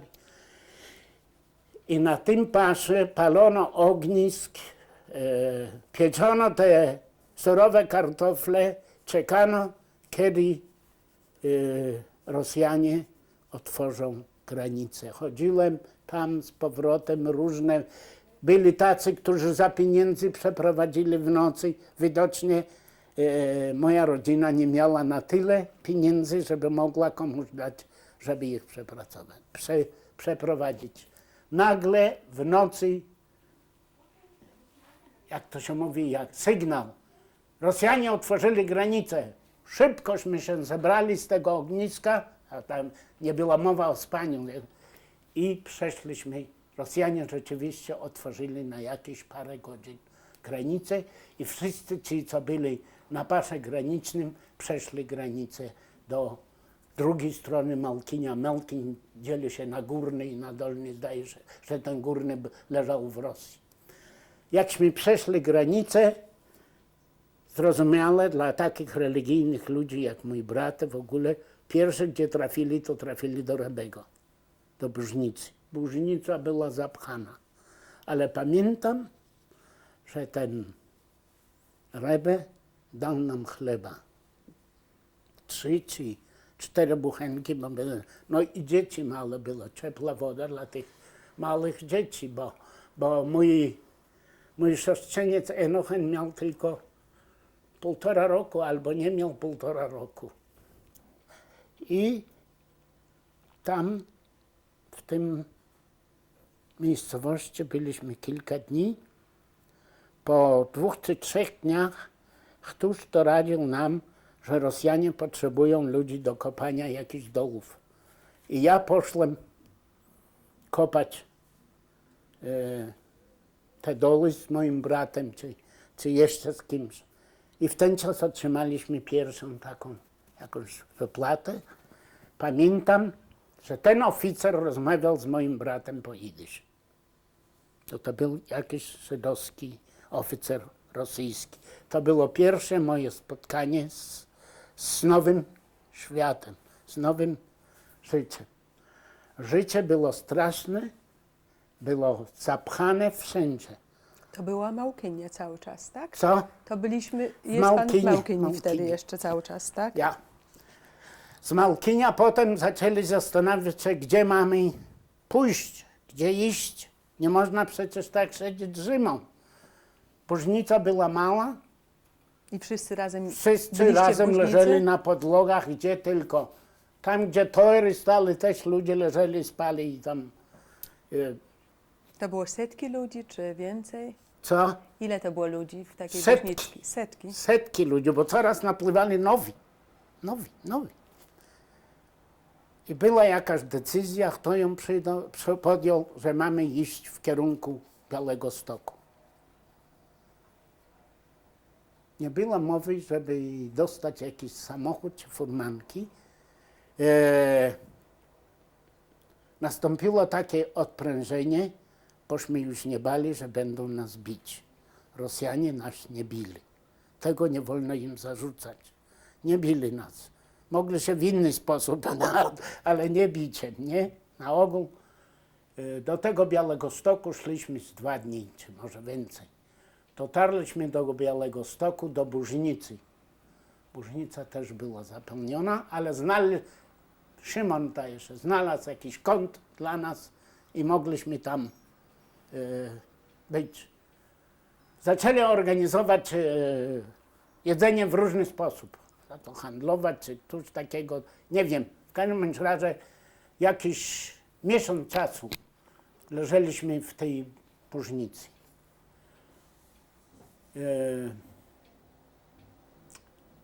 Szymon zadecydował, czyli któryś z tych starszych, że musimy wyjść z tej Bożnicy. Malutkie dzieci, nie ma gdzie co. Jeśli pamięć mnie nie myli, po miesiącu, czyli znalazł takie miejsce, pod Białymstokiem jest taka miejscowość, która się nazywa Tyszów. I tam on wynajął jakieś 2 małe pokoiki i umieścili się moje kobiety z dziećmi i ja razem z nimi. Oni zostali w Białymstoku, odnaleźli półbrata mojej mamy, Rachmil Jedwab, i oni się tam gdzieś u niego zatrzymali i też moja siostra Elka razem z nimi.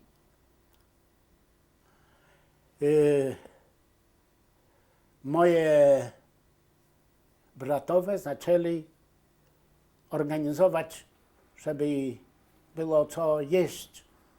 Zaczęli sprzedawać to, co mieli i zaczęli jakiś handel, coś takiego i tym podobne. To już w Tyszowie? Tyszowie. W Tyszowie już, tak. Ja, a oni zostali w Białymstoku. Brat, szwagier, znaczy 2 bracia, Zejlek i Szymon i Jankiel. To jest początek nowej okupacji rosyjskiej. To jest początek nowego życia, nowych stosunków. No dobre i złe. Jeśli byśmy tam nie dotarli, nie istniałby Izak, nie istniałaby Elka i nie istniałby Szymon. Tak można to na początek tej historii powiedzieć. Zakończamy teraz 3. taśmę z panem Izakiem Malowańczykiem.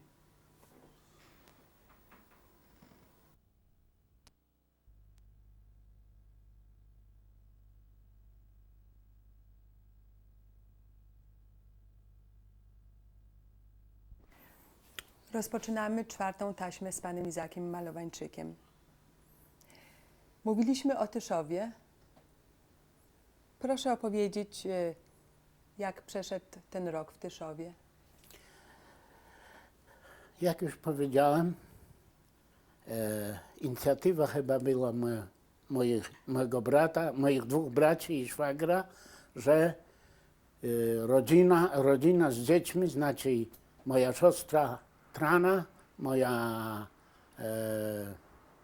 mojego żona Szymona, Estera z 2 dziećmi i Hanna umieszczeni zostaliśmy w Tyszowie.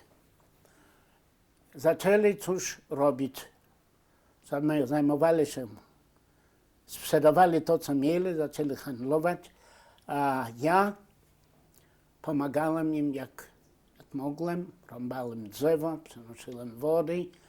Następnie zaczęli robić w Tyszowie, kupowali tytoń, gilzy, pakowali ich, napełniali tytoniem i mnie wysyłali do Białegostoku i na ulicach Białegostoku, na rynku chodziłem i sprzedawałem papierosy.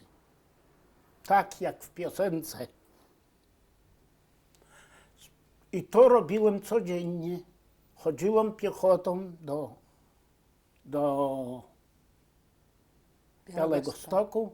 Z powrotem wracałem z pieniędzmi i oddawałem. Głową tego była Hanna. Ona była dość bystra i ostra. Nie lubiała mnie, ale musiała mnie tolerować. I to robiłem przez cały czas. Pamiętam też również, że na Pejsach zorganizowali spółkę pieczenia macy. I tam w Tyszowie z Żydami zorganizowali pieczenia macy, zorganizowali mąkę gdzieś i ten Pesach 40 roku spędziliśmy w Tyszowie. Przyjechał Szymon, Zejlik i mój szwagier i te pieniądze tośmy zarobili. Ja i wodę lałem do tej majry i robiłem dziurki. W każdym bądź razie zarobili dość dobrze na Pesach. Trzeba powiedzieć, że w tym samym czasie Rosjanie wywozili dużo Polaków w głąb Rosji, z Tyszowa. Tych, co mieli jakieś stanowiska. Ja nie znam tych kombinacji politycznych. Owszem, już zacząłem rozumieć, o co się rozchodzi. Był taki strach wywożenia. Ale pan mówi tylko Polaków, czy Polaków i Żydów? Żydów następnie zaczęto, Żydów też. Choć w Tyszowie byli żydowscy policjanci. Nie mogę powiedzieć, że bożnica była czynna, Żydzi się modlili, robili Pesach, było dużo emigrantów, bo ten Tyszów nie był dużym miastem, małym miasteczkiem, i spędzaliśmy takie emigranckie, średnie życie. Szymon handlował, czy co on robił tam z moim szwagrem, z Elikiem w Białymstoku, to nie wiem. Ja sprzedawałem te papierosy, rąbałem drzewo na zimę, kupowaliśmy drzewo na rynku, kupowaliśmy soli, żeby jakoś utrzymać przy życiu. Czyli głodni nie byliście? Nie, można powiedzieć, że nie głodowaliśmy w tym czasie. Średnio nie mieliśmy nadstan, ale nie głodowaliśmy. To trwało. Zaczęto mówić, że Żydzi muszą podjąć decyzję. Albo przyjmują obywatelstwo rosyjskie, wyjeżdżają do Rosji, albo też wypełniają ankietę i wracają do Polski. To było to, co ja pamiętam, te dyskusje były. Nagle się zaczęli trudne momenty w naszym znowuż emigranckim czy uciekinierskim życiu. Ja już rozumiałem, o co się rozchodzi. Nie? W tym Tyszowie stała jednostka rosyjska, budowali jakieś tam mosty, budowali jakieś tam wzmocnienia i tym podobnie. Śpiewali, to mnie bardzo imponowało. Zacząłem trochę dziabać po rosyjsku.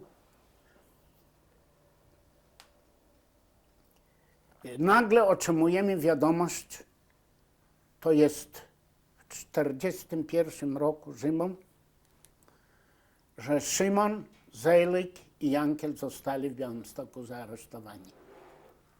Jak dostaliście tą wiadomość? Od Któż kogo? nam przekazał tę wiadomość? Zdaje się, że przez Rachmila, przez tego Wiedwabia, czy któż tą wiadomość przekazał. Ja byłem przekonany jako 14-letni chłopiec, coś można powiedzieć, że Szymon musiał wypełnić ankietę powrotu do majątku, do Wyszkowa.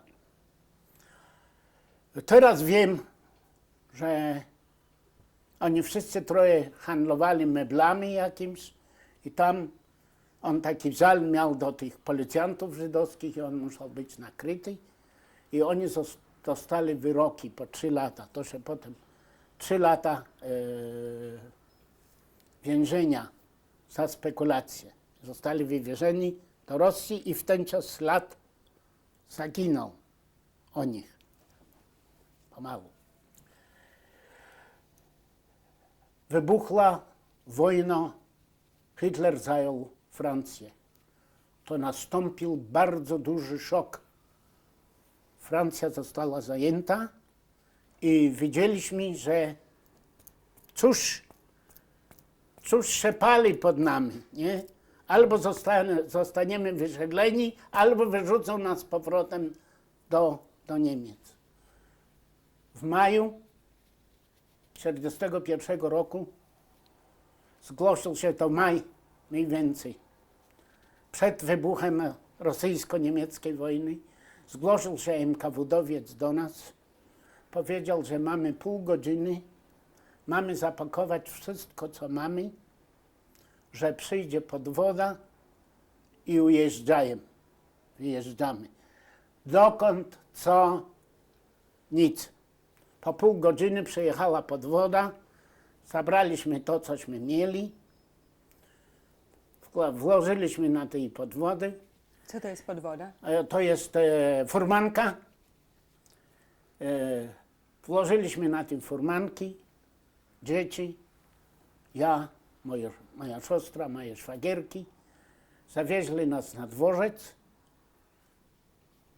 W Tyszowie był dworzec, stali 2 wagony towarowe z pryczami. Tam nas wsadzono. Był strelok, znaczy żołnierz, 2 żołnierzy czy 3. I nie wiadomo, w jakim kierunku my to mamy jechać. Jaka była duża grupa tych ludzi? Duża grupa, że prawie wagony były pełne z Tyszowa Żydami. Młodszymi, starszymi, kobietami, dziećmi. I to głównie Żydami tylko? Głównie tylko Żydzi byli. W tych salonach byli tylko Żydzi. Tylko Żydzi. Przenocowaliśmy w tym wagonie w Tyszowie. Na rano nas podłączyli parowóz i do Białegostoku na Głównym Dworcu. W Białymstoku na Głównym Dworcu zrobił się duży salon, znaczy pociąg, bardzo dużo ludzi, napełnione wagony, prycze byli, kobiety, mężczyźni, dzieci, wszyscy razem. I zaczęła się wędrówka na wschód. Nie? Początkowo nic nie wiedzieliśmy. Mogę powiedzieć prawdę, nie wstydzę się tego. Przeżyłem bardzo duży, głęboki kryzys psychiczny. Zapytałam mojej siostry, dlaczego? Tam mnie byli, tutaj wsadzają mnie do wagonu. Dlaczego? Co ja zawiniłem wobec Boga? Ja się ciągle modliłem, już w Białymstoku się nie modliłem się. Czasami. Moja siostra nie mogła mi dać odpowiedzi. Dostałem szturchajca mocnego.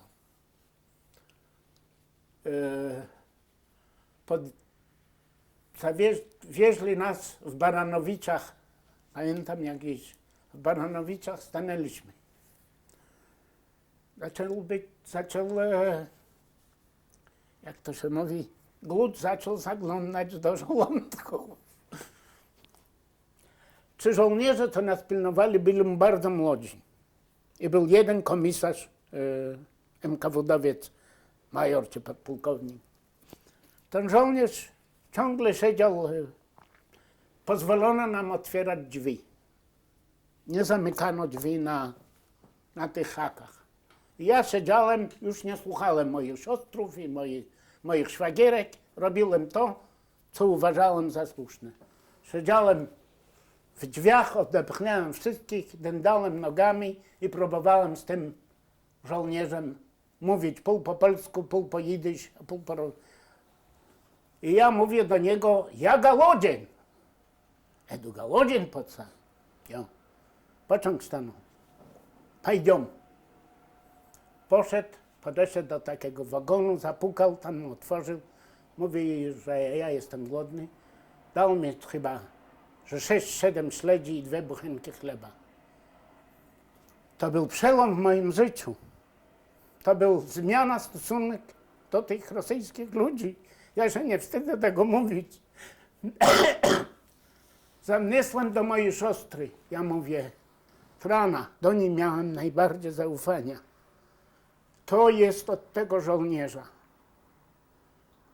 Gdzie jest Bóg? Masz tu te śledzie i ten chleb. Stał w mordę. To też Bóg daje. No, dobra.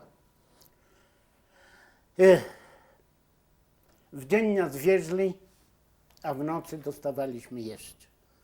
Byliśmy w Mińsku, w Kijowie, pod Moskwą, aż do Kotlas. Wiesz, gdzie to leży Kotlas? Nie wiesz. To jest niedaleko od Murmańska, druga duża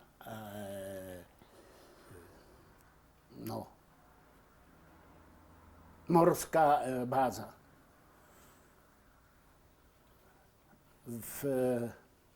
W Kotlasie z morza idzie rzeka, która się nazywa Wyciegna. Po tej Wyciegnie pływają duże statki, prawie morskie statki. Po miesiącu i tydzień i tygodnia zawieźli nas tam. W Kotlasie przesiadliśmy się na duży statek i to już byli białe noce. Po raz pierwszy w moim życiu dotarłem do Polarii. Byli już białe noce. Zacząłem trochę już mówić po rosyjsku. Zacząłem się starać, żeby moja rodzina miała co jeść w ten czy inny sposób. Nie kradłem, chodziłem prosić. Пожалуйста, dajcie что-нибудь dla rybiat. Pamiętam, jak gdzieś białe noce, nie ma nocy, kiedy się tu śpi? Wlazłem aż do kajuty kapitana. I tak jak umiałem, pół po polsku, mówi, kada будет noc? A mówi, pацан, chłopcze, tutaj nie ma nocy. Bro, komary już byli, nocy nie było. No tak, okej. I tym statkiem płynęliśmy tydzień czasu. Zatrzymał się na stacji, na takich przystankach. Z jednej strony płaszczyzna, lasy, z drugiej strony pagórkowato. Stoją domy, drewniane domy na słupach. Ludzie mówią innym językiem, nie po rosyjsku. Co to jest za świat, gdzie ja tu jestem? Czyli wam na statku nie mówili, dokąd płyniecie? Nie. Nie otrzymywaliśmy żadnych informacji, gdzie, dokąd. I co tam będziecie robić? Nic nie wiedzieliście?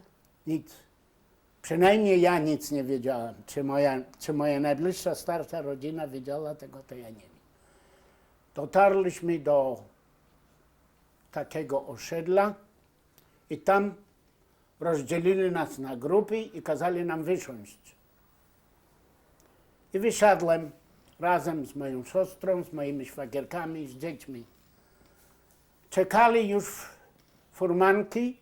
Okazuje się, że to byli Polacy. Wysiedleńcy, Polacy. Czekali na nas. O, przywieźli Żydów! On przywieźli Żydów. O, ich też wysiedlają. Przecież wiadomo było, że zawsze byliśmy oskarżeni, że Żydzi i komuniści to jest jedno i to samo. A ci na pewno nie byli przyjaciółmi Żydów, czy co tam siedzieli. Nie wszystkich, nie oskarżam. Dużo pomocy od nich otrzymałem. Potem, ale to nieważne. I to, cośmy mieli, te parę tabulków, ładowaliśmy na tych furmanek i zawieźli nas do lasu na osiedle, gdzie stali 7-8 dużych baraków zbudowanych z kloców i po raz pierwszy w moim życiu widziałem duńskich kozaków z kolczykami. Tuńskich?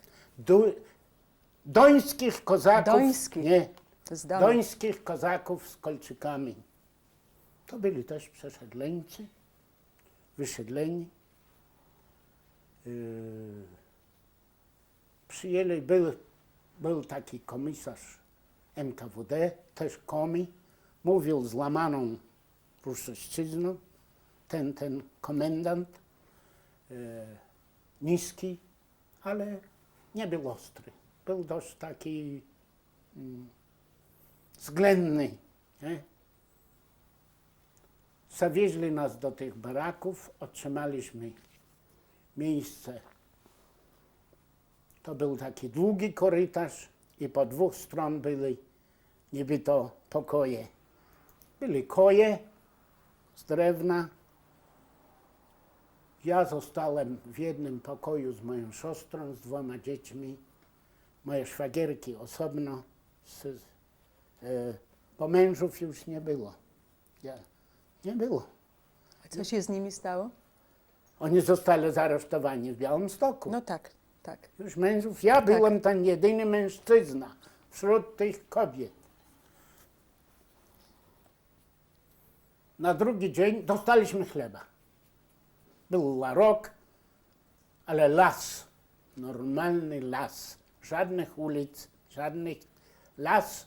Bajnia była, sklep był, znaczy taki las, dosłowny las. Było sporo Żydów. Przywieźli nas chyba ze 150 tam. Byli kulturalni Żydzi w Warszawie, z Warszawy. Pracowali w Polskim Radiu. Nie pamiętam dokładnie nazwisko. Była to rodzina 2 synów, ojciec i 2 córki. Oni mówili trochę po rosyjsku, ten stary. I była rodzina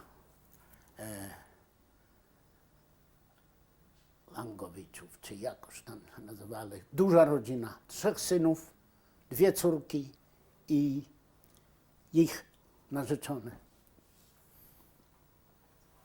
Po 2 dniach komendant nas zebrał i powiedział, że ja mam iść do szkoły. Nawet się uradowałem, że nareszcie mam iść do jakiejś normalnej szkoły. Wziąłem to, co miałem, za wiele nie miałem i zawieźli nas gdzieś 30 kilometrów od tego oczastka w lesie. I w tej szkole czekaliśmy 3 dni i z tej szkoły nic nie wyszło. Przywieźli mnie z powrotem. A były inne dzieci też? Byli inne dzieci też, rosyjskie, żydowskie, polskie. Nas przywieźli z powrotem i z tej szkoły wyszło niczym. Na 3 dzień zostałem przydzielony do brygady. Musiałem pracować. Przecież musiałem dawać jeść. W ten czas jeszcze nie było kartek. Nie było kartek. Jak miałeś pieniędzy, to mogłeś wszystko dostać w tym sklepie. Bo to byli lesoruby, to byli pracownicy lasów. Ale skąd pan miał pieniądze, żeby coś tam kupić? Ja poszłem do pracy. Siostry mieli jeszcze trochę pieniędzy, co handlowali w tym Tyszowie, w tym Białymstoku. Oni cóż tam jeszcze mieli. Zostałem przydzielony do brygady czyszczenia rzeki. Nigdy takie coś nie robiłem w moim życiu. Dostałem gumowe buty, brygadzistę Rosjanina, też przy lat 30. Jeszynicyn się nazywał. Był dobry chłop. On mówi do mnie: Izak, ty taki mały jesteś, tu taki pacan. No, puść, będzie jeden młody w mojej brygadzie. Nas było może 8. I tam pracowałem, zacząłem zarabiać na chleb. Jeszcze kartek nie było. I tak pracowałem do jesieni, czyszcząc te rzeki. Zimą zostałem skierowany do pracy. Moja siostra i moje szwagierki nie pracowali. Ja dostawałem wszystko na nich. Moje pieniędzy, co zarabiałem, wystarczyło na utrzymanie tych. Ja pamiętam, że dostawałem 2,5 rubla na godzinę. To było dużo pieniędzy w tamtych czasach, bo to była bardzo niebezpieczna praca. Ja dotąd chodziłem do wody. Zimą zostałem przydzielony do lasu, do wyrąbu lasu, z mieszaną brygadą, pół Rosjan, pół Żydów. Moja siostra została na miejscu, natomiast Hanna, Sara z dziećmi zostali przesiedlone w innym miejscu, do innego uczastka, do innej dzielnicy. Zostaliśmy rozdzieleni, niestety. Ale dlaczego rozdzielali? Tego Wie to pan? ja nie wiem. Tego ja nie wiem. Możliwe, żeby tam była praca dla nich, dla kobiet, a tu nie było pracy dla kobiet. Nie wiem, w każdym razie to jest mi trudno naprawdę powiedzieć, nie? Oni zostali odwiedzeni do...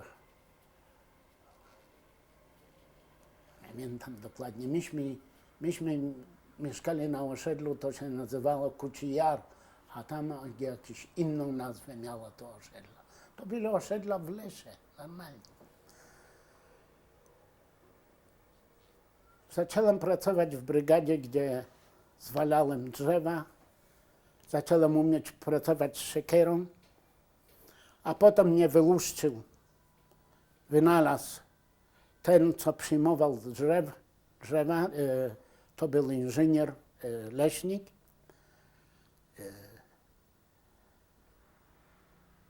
Że ja mam mu pomagać Markowa, ja byłem za mały, żeby pracować siekierą. A uważał, śnieg był 2 metrów, tam były mrozy i dochodzili do 40 stopni. Miał pan jeszcze te buty? Miałem te buty. Wciąż pracowałem w tych butach. Te buty miałem do trudu armii. Poszłem. I zostałem tym, co klejmuje i oznacza drzew. Ja zacząłem znać las, zacząłem mówić po komi i zacząłem znać drzewo tak jakbym się tam urodził w tym drzewie, nie? Do dzisiejszego dnia znam po rusku wszystkie nazwy drzew, ile milimetrów ma być krzywizna i jakie co do jakiego asortymentu. Komi siedzieli na 2 naturalne części przyrody. Tundra o las. W lesie jest lepsze możliwości przeżycia dla takich młodych ludzi jak ja. W tundrze jest o wiele gorzej. Ja byłem w Uchtę-Pieciorze, gdzie ja nie byłem. I tak utrzymywałem moją siostrę z dziećmi z tego, co ja zarabiałem. Wybuchła wojna w 1942 roku. Wojna Hitler rosyjsko-niemiecka, zaczęto wprowadzać kartki na żywność. W lesie dopiero w 1942 roku zaczęto wprowadzać kartki na życie. I zostało ustalone, nie работаешь, nie kuszajesz, nie pracujesz, nie dostajesz chleba. Ja dostawałem 800 gram chleba, moja siostra niepracująca 400 gram i 2 razy 600 gram na tych 2 dzieci. Niestety stan psychiczny mojej siostry był coraz gorszy. Niech jej taką skażenia lekka będzie. Ona się ciągle tylko modliła, płakała do Boga, gdzie ich mąż, kiedy my stąd wyjdziemy. Zbliżyła się ta straszna zima, 1942 rok. Była zima. Skończyło się życie w tym Kucijarze. Przynieśli nas do innego miejsca, do takiej wioski, do komskiej wioski. Tam umieścili mnie i moją siostrę w takim budynku, duży piec i szło wytrzymać z ciepła, bo palili tam i byli tam nowi przesiedleńcy z wojennych czasów, z Leningradu, Rosjanie, Rosjanki, można powiedzieć.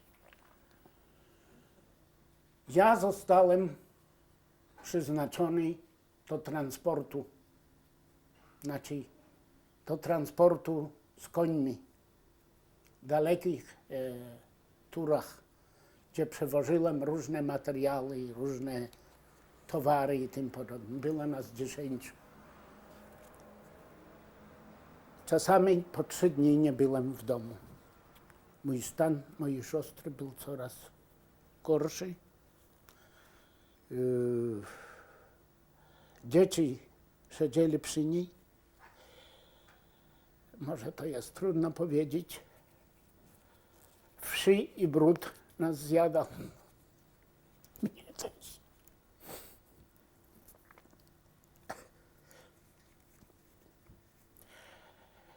Na przełomie po Nowym Roku, 42 na 43, moja siostra umarła.